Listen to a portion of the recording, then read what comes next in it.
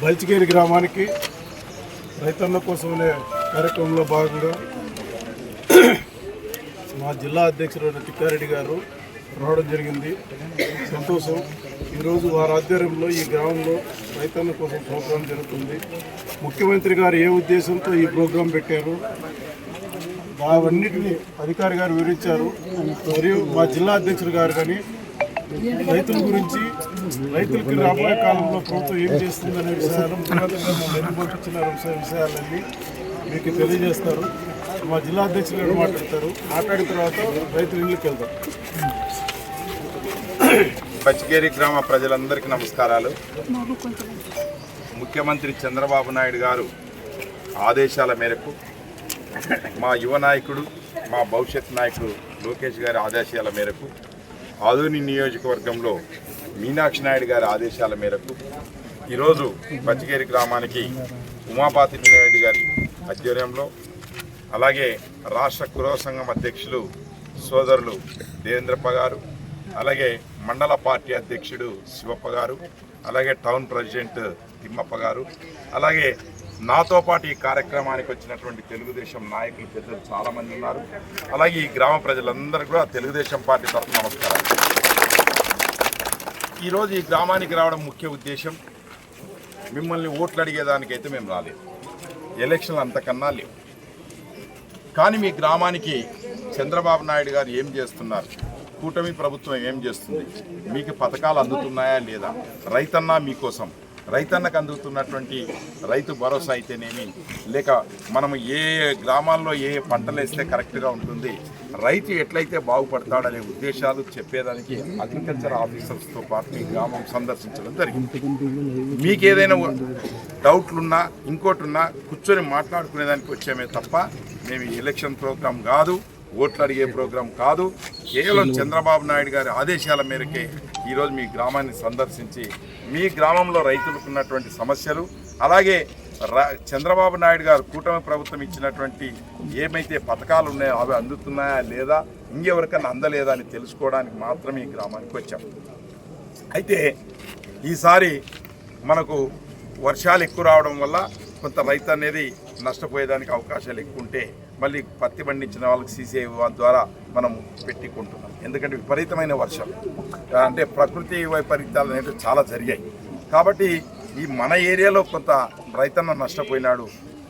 ఎంతవరకు నష్టపోయినాడు, ఏం నష్టపోయినాడు, భవిష్యత్తులో నష్టపోకుండా ఉండాలంటే ఏ పంటలు వేస్తే కరెక్టు.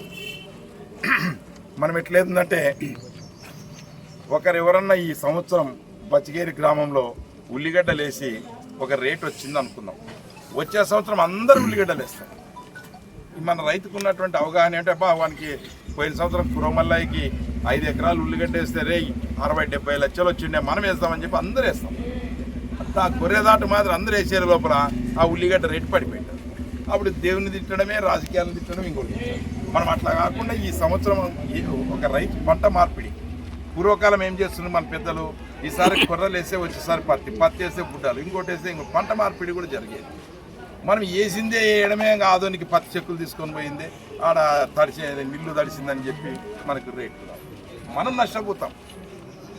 ఈరోజు మీరు చూడండి, జొన్నలు ఎంత ఉన్నాయి కేజీ, సద్దలు ఎంత ఉన్నాయి కేజీ, కొర్రబియ్యం ఎంత ఉన్నాయి కేజీ. అంటే మనము పాతకాలంలో వేసే పంటలకి ఈరోజు డిమాండ్ పెరిగింది. మనం కమర్షియల్ పంటలకు వచ్చినాం. పత్తి వేస్తే పత్తి ఒకటే ఇంకా నాకు తెలిసేసి మిర్చి, ఈ రెండు వేయడము, అవి ఒక సంవత్సరం తగిలితే లాటరీ బాగా వస్తాయి, రాకపోతే మాత్రం చిట్టుకోవడమే. ఎబ్బాయి వేసి మిరప వేస్తే ఎకరా మిరప ఎకరా వేసి ఎంత ఖర్చు అవుతుంది, 60,000, 70,000, ₹1,00,000 కూడా పెట్టుబడి. దీనివల్ల మనం రైతాంగం నష్టపోతాం. కాబట్టి రైతు 2 ఎకరాలున్నా 4 ఎకరాలున్నా కొంత పంట మార్పిడి అనేది చేసుకుంటే మనల్ని ఎవరైనా పైనుంచి వచ్చి ఎవరేం బాగు చేయరు. మనం ఫస్ట్ ఇది చేసుకోవాలి, తర్వాత రాజకీయ పార్టీలు ఆటోమేటిక్గా సపోర్ట్ చేస్తాయి. ప్రభుత్వాలు ఉండేదే ప్రజల కోసం. అందులో చంద్రబాబు నాయుడు ఖచ్చితంగా రైతు కోసం ఏదన్నా చేస్తానికి సిద్ధంగా ఉంటాడు.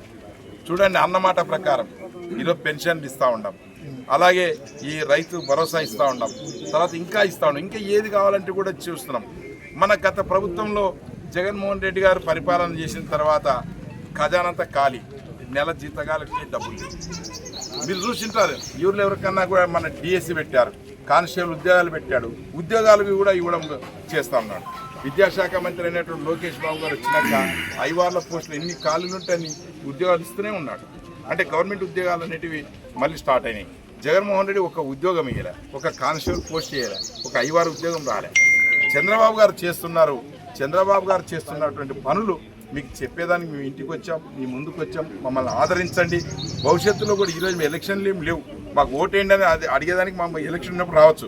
కానీ బచ్చిగేరి గ్రామానికి ఈరోజు అందరూ కూడా ఉమాపతి ఆధ్వర్యంలో మేము వచ్చినామంటే రైతన్న భరోసా పడిందా లేదా, ఇంకెవరికైనా పడాల్సినటువంటి ఉంటే ఎట్లా చేయాలి, మీకు పడేటట్టు ఎట్లా చేయాలని తెలిసేదానికి అధికారులకు తెలుసుకునేదానికే మేము వచ్చాము. అందుకోసమే ఈ విషయం తెలియజేస్తున్నాం. Thank you. ఏం సాయిబు